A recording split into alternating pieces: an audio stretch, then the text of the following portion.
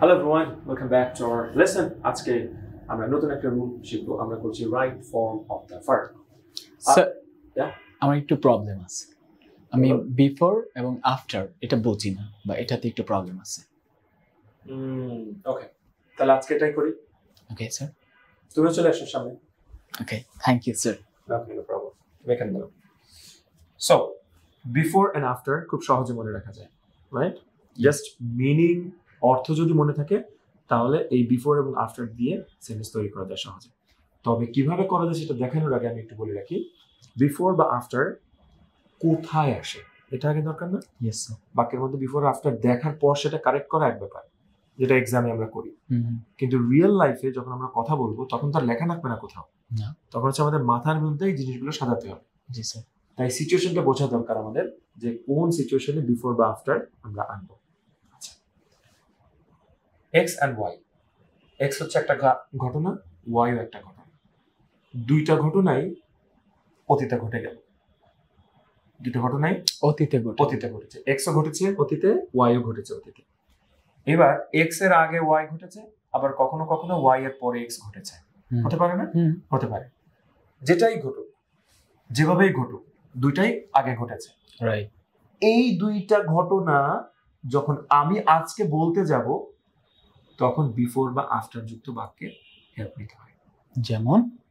যেমন আসছে, বিফোর যখন আসবে বা আফটার যখন আসবে তখন ওর সাথে দুইটা টেন্স টিস টিস টিস টিস করে হেঁটে চলে আসে। কয়টা টেন্স? দুইটা টেন্স। ওইটা আগে বুঝো। এটা হচ্ছে যে বিফোর, আর এটা হচ্ছে ধরো আফটার, রাইট? সো এর সাথে দুইটা টেন্স চলে আসে। এটা একটা আসে তোমার পাস্ট ইনডিফিনিট,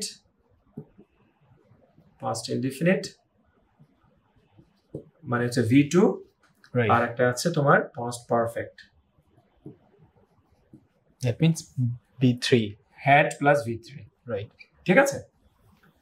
তাহলে দুইটা ঘটনাই ঘটেছে কখন? আগে ঘটে গিয়েছে। এক্স এন্ড ওয়াই দুইটাই ঘটে গিয়েছে আগে।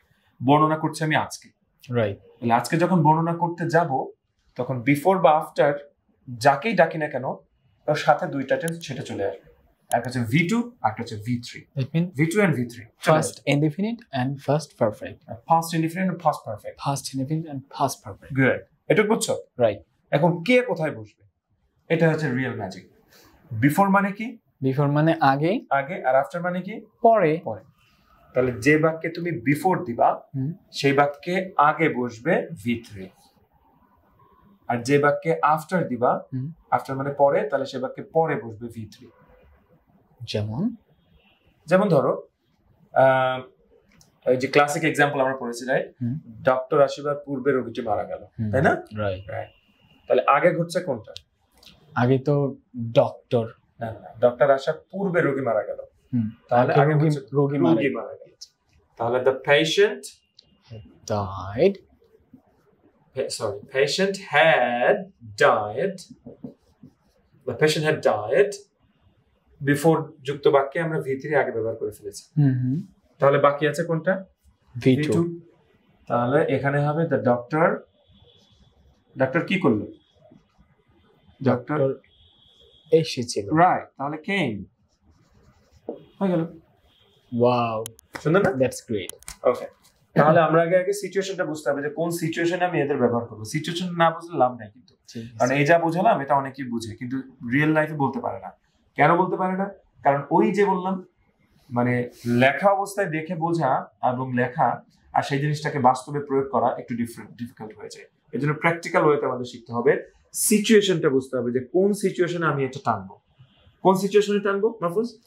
স্যার যখন আমরা আফটার ব্যবহার করব, না, দুইটা ঘটনাই ঘটে গিয়েছে আগে, আমি সেই দুইটা ঘটনাই বলছি, তখন আমরা বিফোর বা আফটার দিব। হ্যাঁ, এখন বিফোর দিব না আফটার দিব এটা আমার ইচ্ছা, রাইট? যদি আমি মানে যেমন রোগীটা আগে মারা গিয়েছে, রাইট?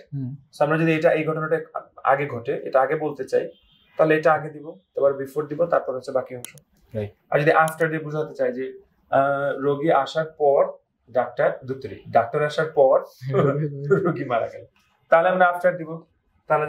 তাহলে ডাক্তার আসার পর রোগী মারা গেল, ডাক্তার আসার পর রোগী মারা গেল। তাহলে হচ্ছে the doctor came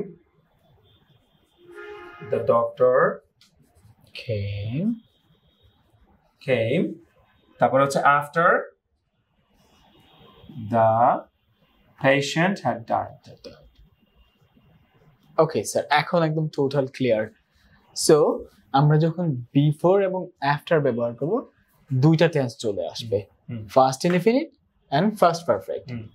সো আমরা ইচ্ছে করলে এটাকে আগেও ফার্স্ট ইনডিফিনিট আগেও ব্যবহার করতে পারি, আর ফার্স্ট পারফেক্ট পরে ব্যবহার করতে পারি। Thank you so much. এটা হচ্ছে নির্ভর করবে আসলে ঘটনাটা কি ঘটেছে, কোনটা আগে ঘটেছে বা কোনটা পরে ঘটেছে তার উপর। আচ্ছা ঠিক আছে। এবং তুমি সেই অনুযায়ী আনবা, রাইট? ইয়েস। সবসময় মনে রাখবা যেটা দুইটা ঘটনার মধ্যে যেটা পুরনো বেশি সেটার ক্ষেত্রে V3 হয়। সবসময় মনে রাখবা। তুমি দেখো এই দুইটা ঘটনার ভিতরে পুরনো ঘটনা কোনটা? একটা হচ্ছে ডাক্তার আসলো, একটা হচ্ছে রোগী মারা গেল। এই দুইটার মধ্যে পুরনো কোনটা? বেশি পুরনো কোনটা? বেশি পুরনো এইটা। কারণ রোগী। পরের বাক্যটা দেখো, ডাক্তার আসলো, রোগীও মারা গেল। এরপরে পুরনো ঘটনা কোনটা? পুরনো ঘটনা এইটা। বুঝতে পেরেছো বিষয়টা? তো doctor came after the patient had died, মানে রোগী মারা গিয়েছে তারপরে গিয়ে হচ্ছে যে doctor. Okay, so it's clear. যখন আমরা দুইটার মধ্যে দেখবে কোনটা বেশি পুরনো, ওটার সাথে হ্যাড প্লাস ভার্ব দিতেই হবে। আর যেটা হলো কম পুরনো ওটার মধ্যে V2 হবে। এটা হচ্ছে যে আরো সহজে মনে রাখেন। ওকে, ক্লিয়ার? সো আজকে নতুন করে আবার এই সেন্সটা ক্লিয়ার হলো। Thank you so much sir. Thank you. So আমরা এর সাথে এই ভিডিওর সাথে আমরা মুভি ক্লিপ দেওয়ার চেষ্টা করব। যদি পাই তাহলে ডেফিনেটলি সেগুলো দেখবেন এই ভিডিও স্টিক পরে। Thank you so much. দেখা হচ্ছে পরের সময়। Bye by.